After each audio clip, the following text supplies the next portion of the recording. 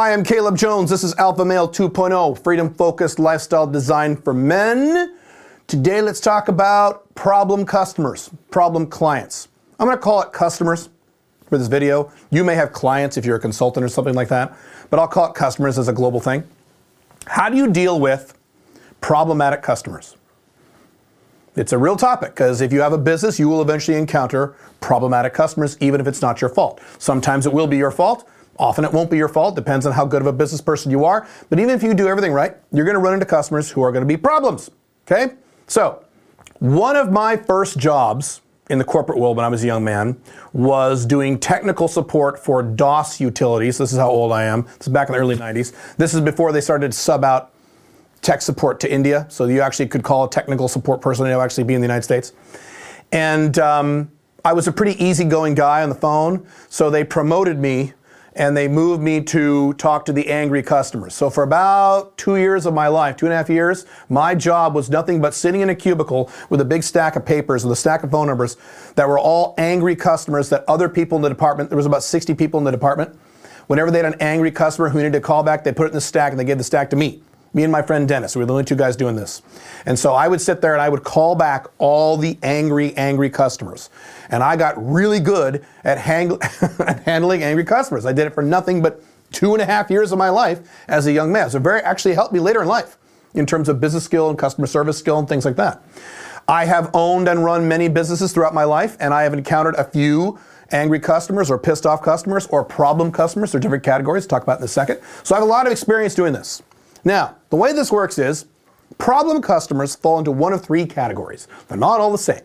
The first one is a complaining customer, a customer with a complaint. The second one is a chronically complaining customer, which is different than the complaining customer. Talk about that in a second. And the third one is an abusive customer, a psycho customer, okay? 3 very different categories. You need to handle them very differently. First, you have the complaining customer. This is a customer who is a normal person who probably likes your stuff, who probably likes you. And just to be clear, you don't have to have a business like mine where you're the face of the business. You could sell products on Amazon and no one knows who you are or cares. You don't have to have a personality-based business if you don't want to. But they like the product or they like the service, they like whatever they purchased, but they encountered a real legitimate problem. Hey, I sent an email to your staff about a problem I had and I haven't heard back. Or, hey, I want a refund on this. I thought I was buying this. I actually was buying this. I was sorry. I apologize. Can I get a refund? They have a legitimate complaint, and it's a one-time complaint. You've never heard from them before. Once you deal with their complaint, you'll probably never hear from them negatively ever again. That's normal, and that's not a problem. That's part of doing business. It's part of customer service.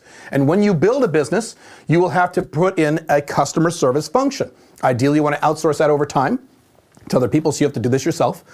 But you want to take care of complaining customers, customers who have a complaint, very quickly and very nicely and very effectively, especially if it's your fault.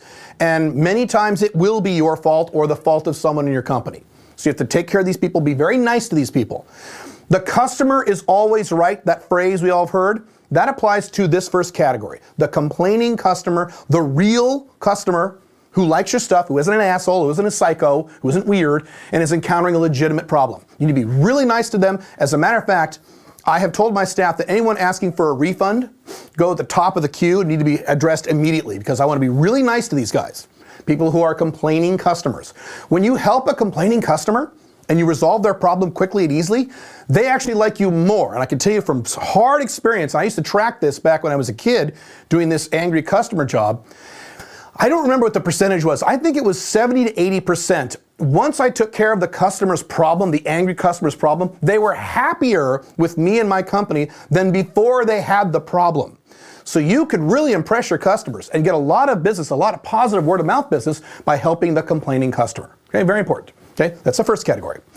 Second category is a little different. Second category is the chronically complaining customer. Now this is the customer, kind of interesting. This is the customer who likes your products and services. If you have a personality-based business like this, they like you. They genuinely are real customers. They like your stuff. They want to buy your stuff. They support most of what you say or what have you.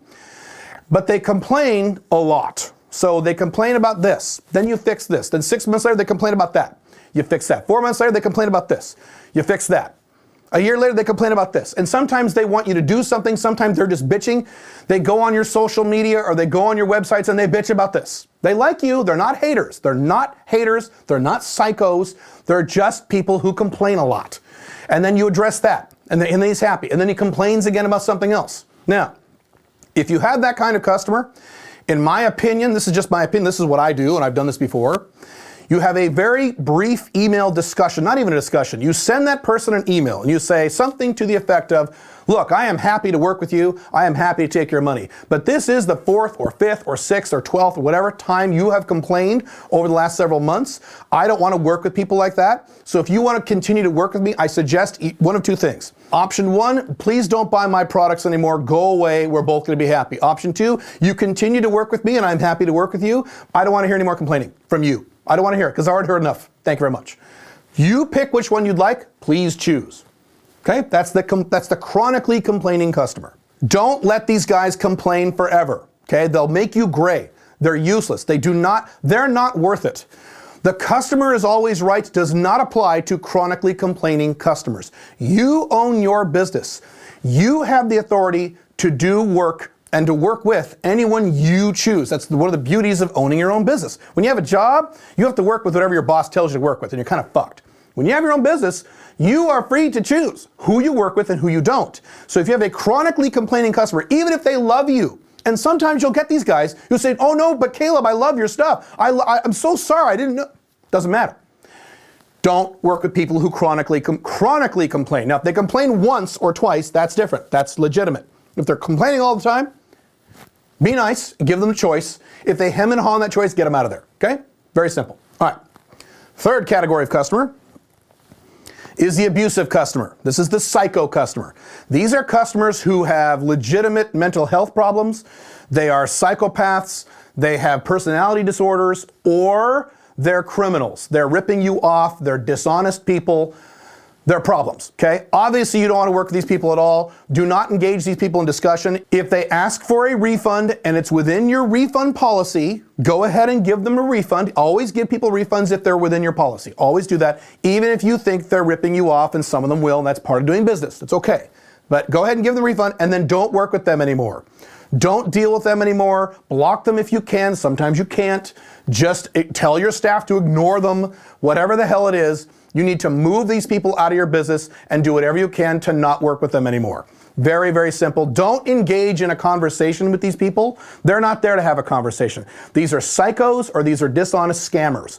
You don't want to have a conversation with this person. So with the chronic complainer, you have a conversation, a brief one, a brief. These guys don't get a conversation, okay? If they're asking for their money back, give their money back, get the fuck out of there. Bam. I learned this from Randy Gage. Randy Gage would get a customer who would scream and yell, was abusive to his staff, screaming and ranting, or a scammer. He would say, return their money and get their file out of here. I don't want their money. I don't want their energy in my business. I don't want them anywhere near my company. That is the correct attitude to take, okay? And again, the customer is always right does not apply to category 3 or category 2. It only applies to category 1. So it's very important when you get complaining customers or problematic customers that you immediately categorize them into one of those 3 categories. And that'll tell you exactly what to do. Very, very important. Customer service is a key component of your business. It is not the most important component. What's the most important component?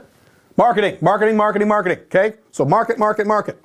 But another key component, quite right under marketing, is customer service. You need to treat your customers, the people who give you money, very, very well, as long as they deserve it. These people deserve it. These people may or may not deserve it. Sometimes they do, sometimes they don't. Depends on the person. These people never deserve it. So do your best. Cool? Make sense? Awesome. Join smic.com. We talk about these topics and business topics a lot. Have fun. Bye.